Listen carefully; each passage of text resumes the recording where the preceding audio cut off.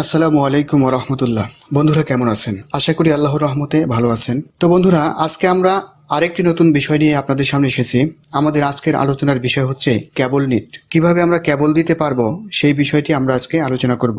বন্ধুরা, আমার মনে হচ্ছে যে 2x2 কেবল, 1x1 কেবল বা 3x3 কেবল, এই কেবলগুলো আমরা সবাই দিতে পারি। কিন্তু যখন বেশি নিডেলে কেবল দেওয়ার প্রয়োজন হয়, যেমন 8x8, 6x6, হ্যাঁ 10x10 এরকম, তখন কিন্তু আমরা অনেক সমস্যার সম্মুখীন হয়ে থাকি। কিভাবে বেশি নিডেলে কেবল দেওয়া যায় সেই বিষয়টি আজকে আমরা আলোচনা করব। তো আমরা একটি কেবল দেখব। আমরা আজকে 8x8 কেবলটি দেখব। 8 নিডেল এবং 8 নিডেল নিয়ে টোটাল 16 নিডেলে কিভাবে কেবল হয় সে বিষয়টি আমরা আজকে দেখব। তো আমরা কাজ শুরু করে দিই। আমরা প্রথমে একটি সস নিব অল্প কিছু নিডেল নিয়ে, যেমন 200 নিডেল নিতে পারি, 100 কসেস নিতে পারি, 200 নিডেল আর 100 কসেস নিয়ে আমরা এটিকে সেভ করতে পারি যে কোনো জায়গায়। আমরা ডেস্কটপে সেভ করে ফেলি। ঠিক আছে, আমরা সেভ করে ফেলেছি। আমরা প্রসেস দিয়ে নিই একবার। তো আমরা প্রথমে 8x8 কেবল দেওয়ার জন্য একটি প্যাটার্ন তৈরি করে নিই। এখানে হচ্ছে 16 নিডেল, 16 নিডেল, এখানে আমরা এইখানে 8x8 কেবল তৈরি করব। বন্ধুরা, আমি যে প্রসেসটি আজকে দেখাবো সেই প্রসেসটির মাধ্যমে শুধু 8x8 নয়, আপনি এর চেয়েও অধিক নিডেল দিয়ে কেবল দিতে পারবেন। আজকে আমি এই ভিডিওটি খুব সংক্ষিপ্ত সময়ের মধ্যে শেষ করে দেব। তো 8x8 কেবল দেওয়ার জন্য আমরা প্রথমে 2 নিডেল করে র্যাকিং করব। 2 নিডেল করে র্যাকিং করব। 2 নিডেল র্যাকিং করার জন্য আমাদের যে ডিফল্ট কালারগুলো রয়েছে আমরা এগুলো ইউজ করব। আমরা কোনো প্যাকেজ ইউজ করব না। আমরা 29 নিব এবং 18 নিব। নিয়ে আমরা এটিকে এভাবে কপি করে দেব। কপি করে দেওয়ার পর আমরা এইখানে একটি ঘর মুছে দিব।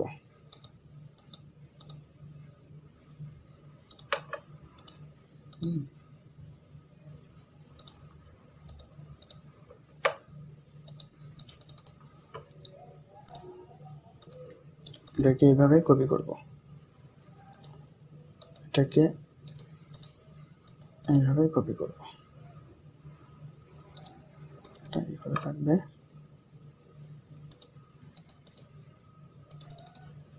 ঠিক একইভাবে এই অংশটুকু আমরা কপি করে দিব।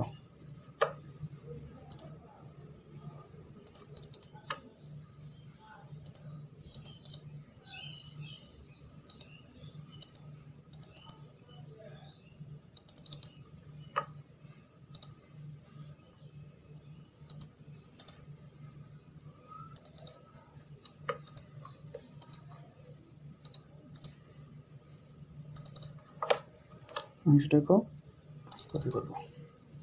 আমাদের 8x8 কেবল হয়ে গেছে।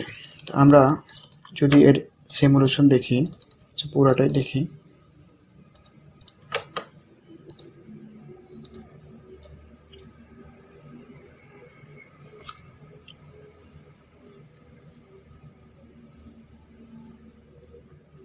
আমরা দেখতে পাচ্ছি যে এখানে 1 2 3 4 অর্থাৎ 4 2 8, এখানে 2টি করে নিডেল কেবল হয়ে গেছে।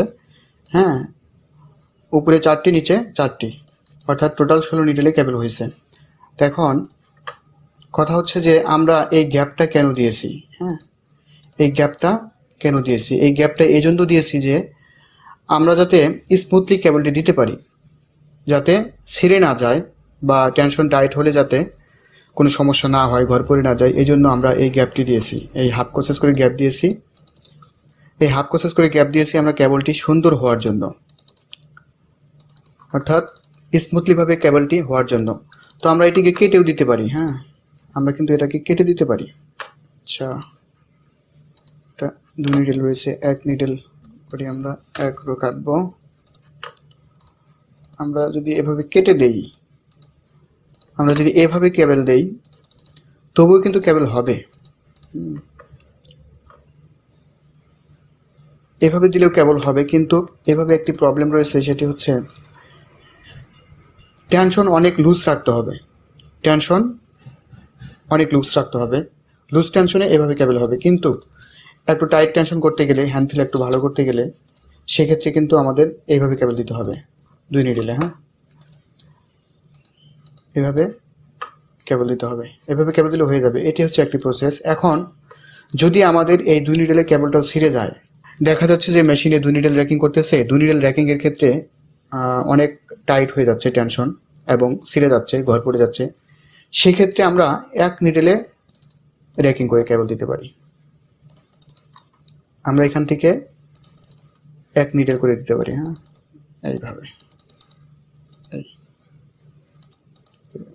মুছে দেই।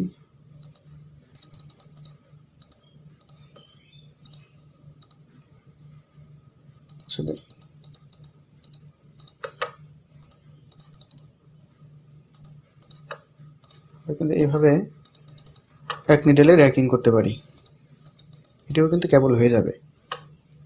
এবং 2 নিডেলের চেয়ে এটি আরও স্মুথলি হবে, ঘর পড়বে না, ছিঁড়বে না, খুব সুন্দর কেবল হবে।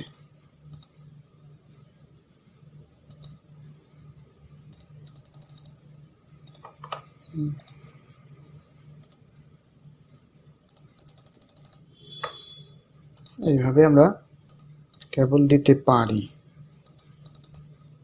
এভাবে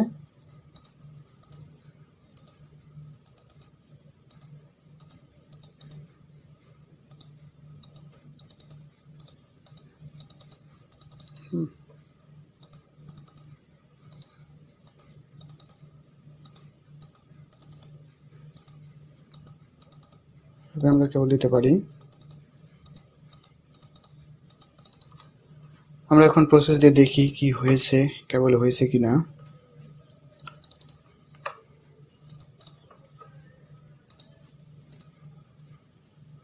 আমরা দেখতে পাচ্ছি যে এখানেও কেবল হয়েছে, তবে এটি একটু লং হয়েছে।